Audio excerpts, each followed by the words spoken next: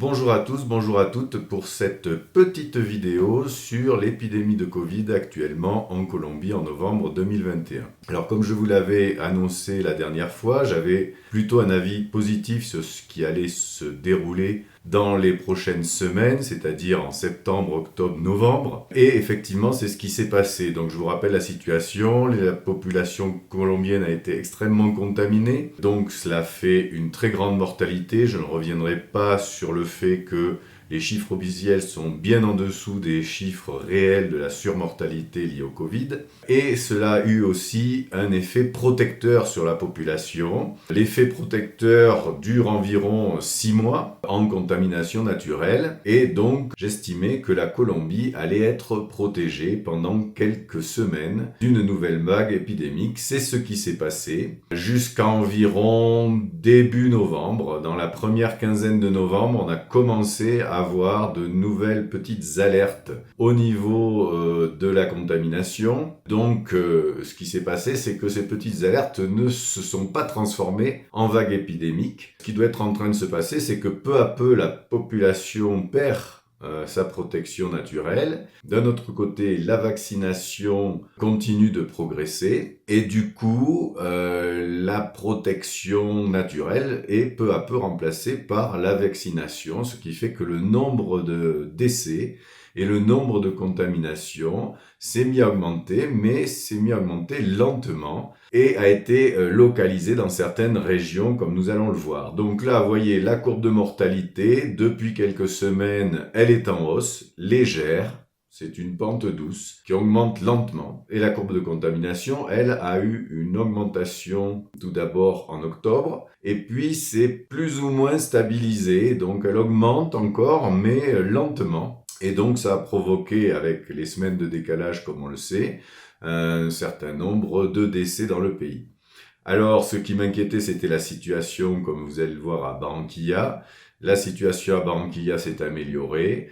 La situation à Medellín reste problématique depuis la dernière vague. Donc là, il y a une augmentation continue des contaminations. Donc je ne sais pas trop ce qui se passe dans le cas de Medellín. Je pense que la contamination était peut-être un peu plus faible et donc la protection aussi, ce qui fait que ça augmente lentement, mais plus fortement que dans d'autres régions.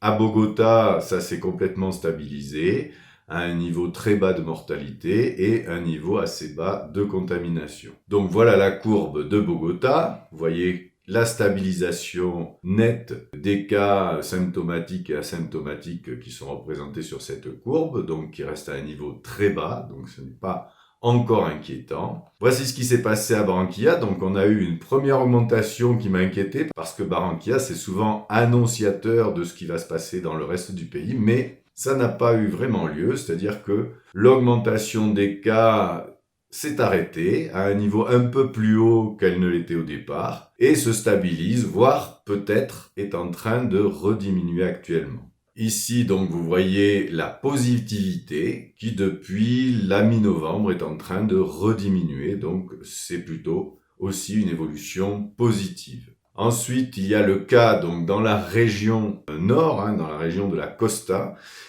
Ici sont représentés les taux de positivité des différents secteurs de la région. Il y en a un qui est assez inquiétant, comme vous le voyez, que j'ai mis en gras, c'est Riohacha. Les autres sont soit en train de redescendre, soit restés stables à Carthagène, etc. Donc une situation qui est inquiétante seulement à Riohacha pour la Costa, où là on voit que la positivité augmente fortement. C'est un petit îlot qui, heureusement, n'est pas une grande ville, donc ça va pas entraîner une trop grosse augmentation au niveau national. À Medellín, voilà la situation. Donc vous voyez que depuis la fin de la dernière vague, ça a repris tout de suite et ça continue d'augmenter. Donc il y a eu toujours une assez grande mortalité à Medellín et qui est en train d'augmenter. Et donc ça, c'est un petit peu inquiétant. Il faudrait voir un petit peu dans le détail de ce qui se passe à Medellín. Est-ce que c'est, comme je vous dis, un manque de protection, une faible vaccination? Je n'ai pas, hélas, de détails pour vous expliquer ce phénomène qui se passe à Medellín. Donc voilà, nous avons fait le tour de la situation actuelle dans le pays. avec globalement un avis plutôt positif, c'est plutôt tranquille pour l'instant. Cependant, nous arrivons à la fin de la limite de la protection naturelle, d'une part. D'autre part, nous arrivons aussi à la période de vacances et du coup, avec un fort mouvement de population, comme nous l'avons eu l'année dernière, un gros brassage qui va se faire. Et on peut imaginer que ce brassage risque d'entraîner un certain regain de l'épidémie. Alors c'est d'autant plus inquiétant que la protection vaccinale a avancé, mais pas suffisamment pour protéger la Colombie d'une nouvelle vague. Donc en gros, ce que je peux vous prévoir plus ou moins ce qui va se passer.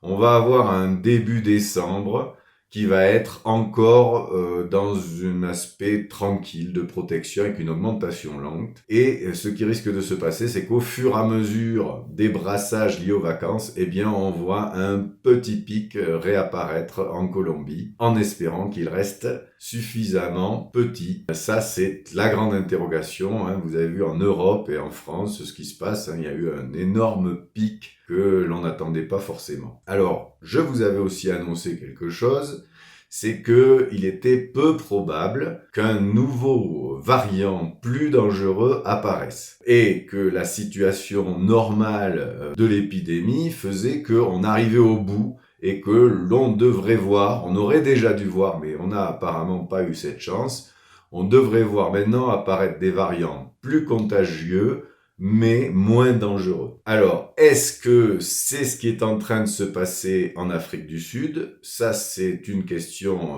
très intéressante avec l'apparition d'un variant extrêmement contagieux, le Omicron, qui a remplacé le variant Delta de façon très importante et très rapide dans ce pays. Et les premières données, alors là, je n'ai pas hélas d'articles vraiment scientifiques là-dessus à ma disposition, mais les premières données qui me sont parvenues surtout par la presse, donc là je mets entre guillemets, ça serait que ce nouveau variant serait moins dangereux que les variants précédents. Il entraînerait un petit rhume, une petite grippe, mais sans autant de mortalité et d'hospitalisation. Donc ça, c'est un petit peu l'espoir qui nous attend.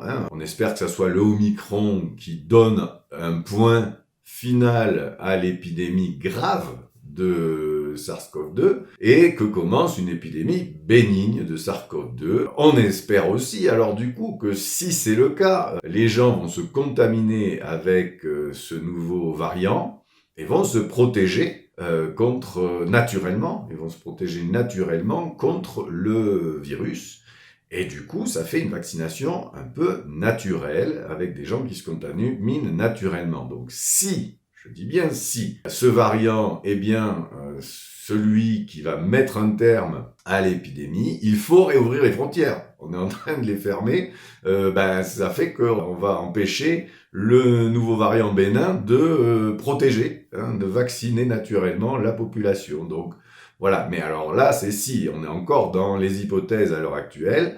Les premiers résultats, la première interview de médecin que j'ai vue, sud-africaine, disait que effectivement ce variant ne provoque pas du tout, ou sûrement pas autant en tout cas, de nouvelles formes graves du virus. Et donc ça serait un espoir pour enfin en terminer avec cette épidémie, à condition que ce variant puisse contaminer le monde entier. Mais il est tellement contaminant que de toute façon, même en fermant les frontières, je pense qu'on n'y arrivera que difficilement. Donc, résultat des courses, eh bien, on espère que la population colombienne va se vacciner davantage, pour se protéger davantage, et on espère que plus tard revienne ce nouveau variant pour en finir avec les formes graves, puisqu'il est plus contaminant, il va remplacer les variants de formes graves. On l'espère, rien n'est sûr, mais l'espoir est là, et ça me fait plaisir de vous annoncer pour une fois une plutôt bonne nouvelle, si ce n'est pas encore une nouvelle, mais j'espère que ça en sera vite confirmé. Rien n'est sûr, mais voilà, c'était ce qui était prévu et qui est en train de se passer, donc en espérant que ce soit notre cadeau de Noël pour la Colombie et pour le reste du monde. Je vous remercie, au revoir et à bientôt.